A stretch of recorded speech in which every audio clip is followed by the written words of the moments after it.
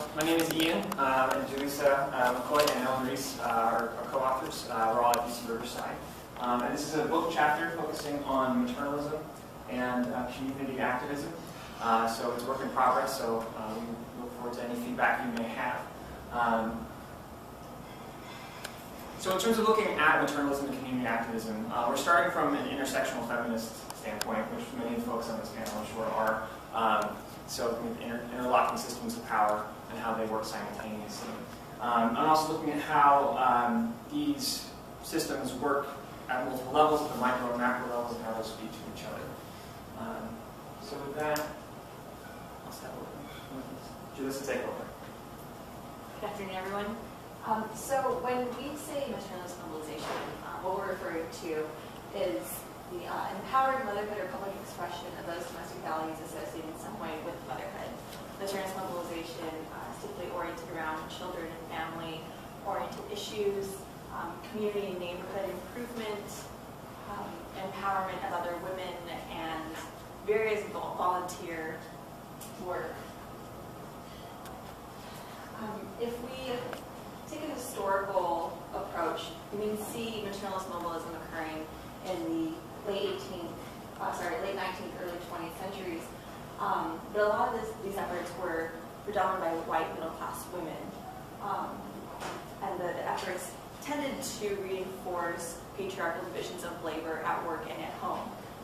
So while some efforts were geared towards restricting child labor and protecting children from exploitative labor, there were a lot of other efforts that, let's say, sought to protect women from working at night, or there were welfare efforts that tended to reflect dominant nuclear family ideology and further stigmatize single mothers.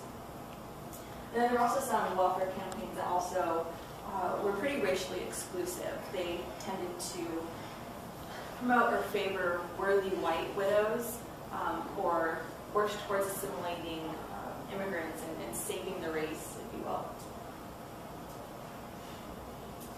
It actually wasn't until the organization of Black women's clubs by leaders such as Ida B. Wells that started seeing a lot of organizing in African American communities and neighborhoods.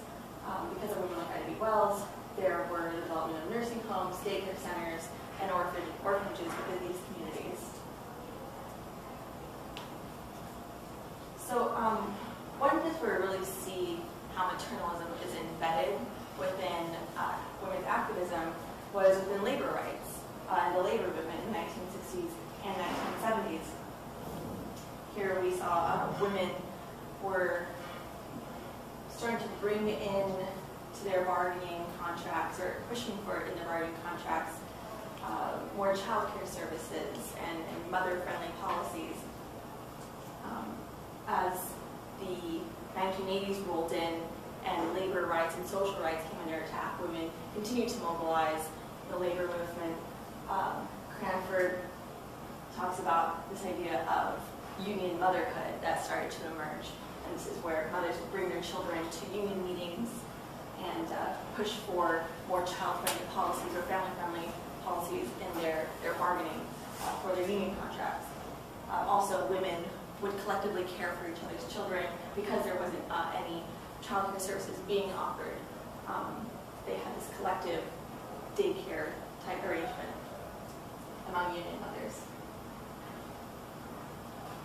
So where we see race and class differences the most within maternalist mobilization or maternalist activism was within welfare rights. So Edmund Cady's study of welfare rights movement had found that there was this idea, she talks about this idea of experiential maternalism.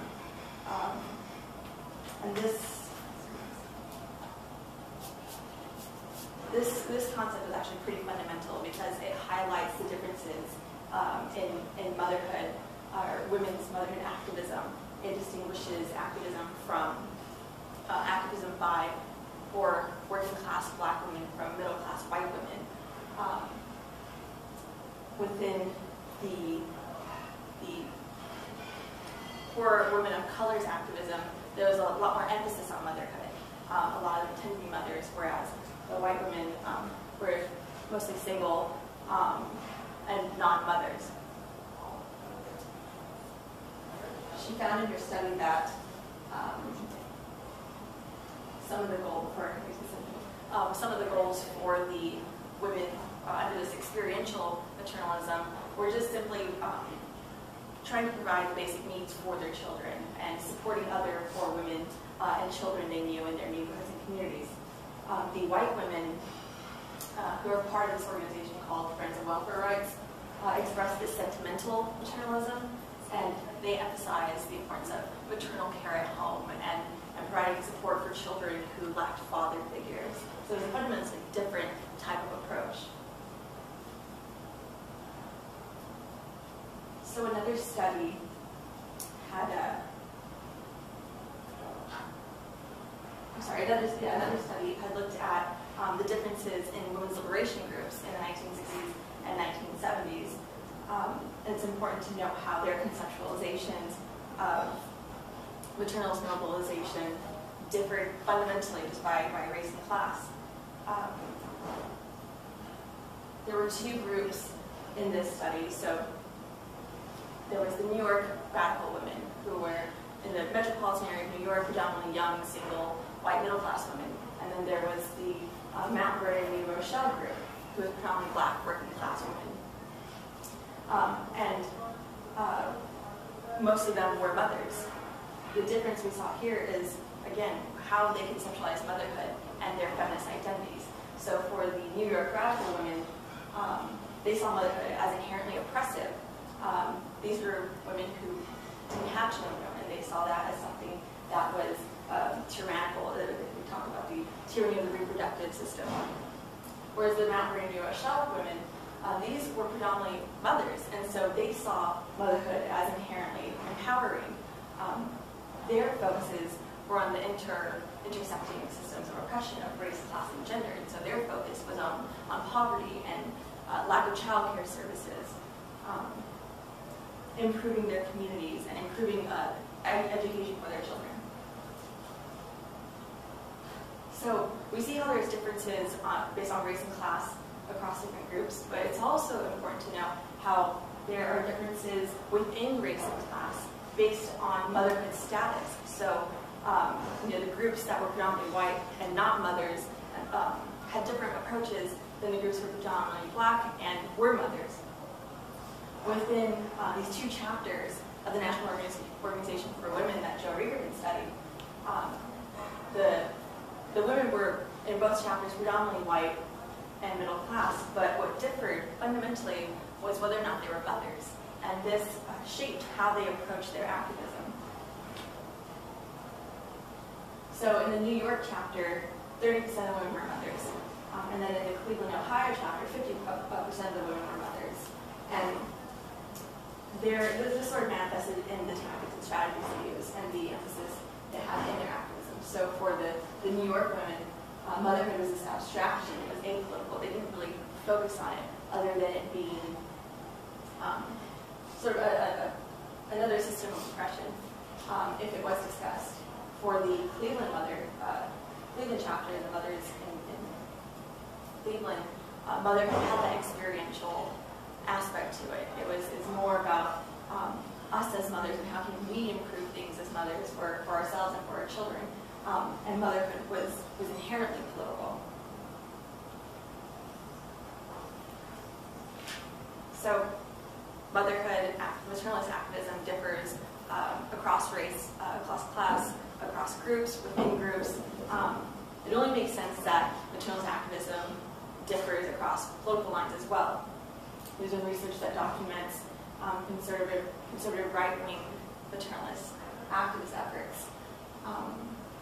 Mary Romero out of Arizona State had done a study in 2011 looking at this nativist anti-immigrant group called Mothers Against Illegal Aliens. Their motivations were largely the same as all the other organizations, to protect our kids, protect our families, but what they were protecting their kids and families from was a perceived threat. That perceived threat being the threat of increased crime and diminishing quality of our schools. And these were all fueled by racist, nativist sentiments. So there's also, within conservative efforts, the quiverful movement and pregnancy crisis centers. If none of you are familiar with the quiverful movement, just think of that show 19 Kids and Counting. It's that family is part of a larger movement that's basically a Christian fundamentalist movement that rejects all forms of family planning and strongly promotes and encourages women to submit fully to their husbands, to God, and their primary and most important role as mothers.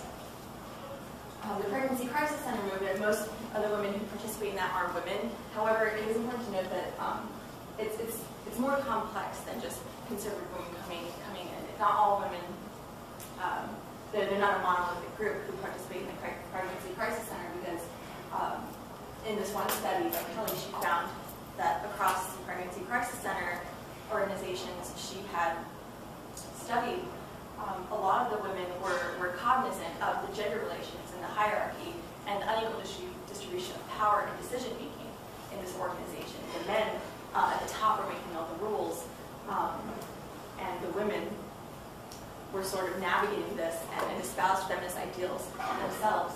So the Pregnancy Crisis Center is actually a unique situation, but nevertheless it's predominantly mothers, conservative mothers who come in. So moving from the conservative framework, there's still many more efforts that are being done in a social justice framework to this group of Latina and African American women in Northern California have been linking demands for racial equality with maternalist concerns to promote and advocate for educational justice. They have to juggle their responsibilities as mothers with their other responsibilities as workers, community members, and activists. But through these juggling of networks and responsibilities, they're able to transform resources they have, community resources, into political resources, and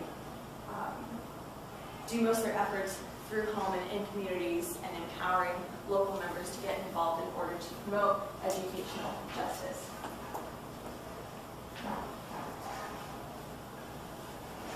I'll turn it over to Ian.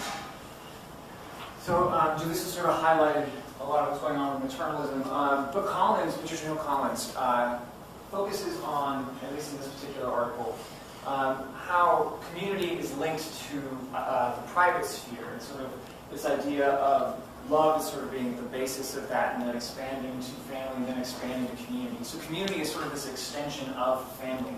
And this sort of plays into the idea of the public-private divide, and the public is political, the private is not political.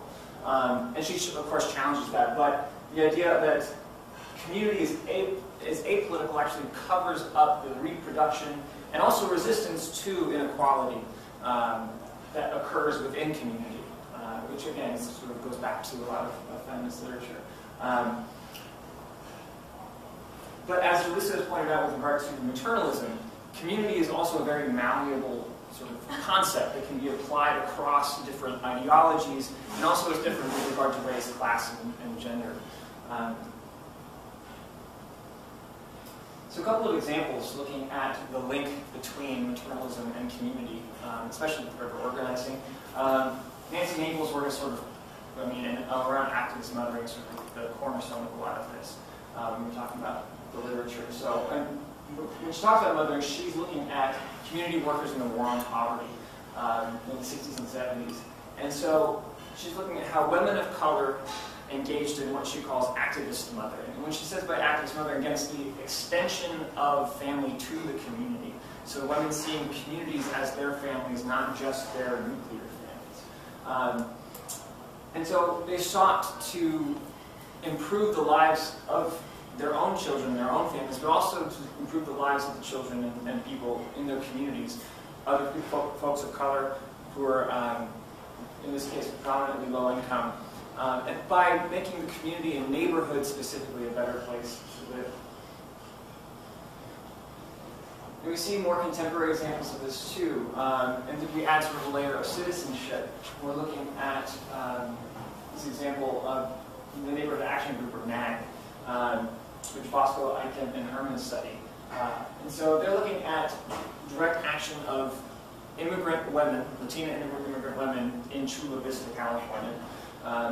And they actually bring their children in as a part of the activist work by having them come in as translators. A lot of women don't actually speak English. And so they use their sort of families and ethnic networks in order to work on these documents, similar to activism mothering. Thank you. Which again, I'll come back to this, but it has to do sort of networks being a primary role in terms of women's activism. And these are sort of the different tasks and accomplishments that they had, looking at sort of network building, skills training, etc. But also sort of the concrete outcomes of a community park, putting streetlights in their community, primarily out of concern for their children, and also having actual political success in their lobbying efforts and working with local NGOs. Pardo, looking at the 1990s, looks at the mothers of East LA, which are primarily Mexican-American women in Los Angeles, East Los Angeles. And she is looking at how, so in terms of community and also motherhood, how those identities and those concepts can actually be transformed into militant political concepts instead of just concepts in the private sphere that are apolitical. And these women actually were successful in their opposition to putting a state prison and a toxic incinerator into their community. And they also, one difference is oftentimes, as Janissa pointed out, there's sort of this idea that motherhood is something that only white women and so forth oppose and sort of saw as imprisoning in some sense or negative. Whereas these women actually brought family in and made it about the family and their work, and actually brought men in as a part of the family, so men were organizing alongside them. So there's a difference in that regard. So again, coming back to the idea of women-centered community action according to Stalin and Stoker, is more, so in comparison to the more sort of masculine Alinsky model, which is going moving directly into the public sphere, they emphasize women-centered models as being rooted in networks and building on relationships and developing relationships at the more interpersonal level. And also, a lot of the literature talks about cross-race and cross-class coalitions and how groups can work together, particularly when talking about sort of conscious constituents or allies. So white folks and white women, white men, when working alongside communities of color, they offer this advice, being a learner and a facilitator as opposed to sort of taking over, making sure that women of color are represented in leadership roles, and so that it's actually collaborative instead of top-down. But when we're talking about we're sort of used to this triad of race, class, and gender as being very sort of center. Both of these authors, Mele and Kim, highlight that focusing just on race, class, gender oftentimes can lead us astray in some sense if we don't look at other variables of place. So Mele talks about the importance of place by looking at black women migrants from the north moving to cities or small towns in the south in the United States, and how they bring conceptions of their place within a patriarchal society, sort of being more active in community activism, as opposed to both white power brokers and local black women who sort of see their engagement in community activism as going against internalized patriarchal values. So in some sense, it kind of underscores that identity isn't the only thing. You may have a shared identity, but place can also make a difference in terms of highlighting that not all black women see the world the same way, or engage with it in the same way. And Kim also, so we're talking about citizenship in terms of Latina immigrant women, but Kim highlights that there's a need to look at how citizenship plays a key role in how women are able to engage in their work. So just to wrap things up, we see differences across race and class, who's organizing for what and why, how the demands are framed, and involvement of men and so forth. So, and also looking at how cross-class and cross-race coalitions need to incorporate these critiques into their work in order to be effective. And again, this is sort of we're not presenting new data, we're just doing a literature review for a book chapter. So if there are any ideas and so forth that we missed, we would love any feedback that you have. Thank you for your time.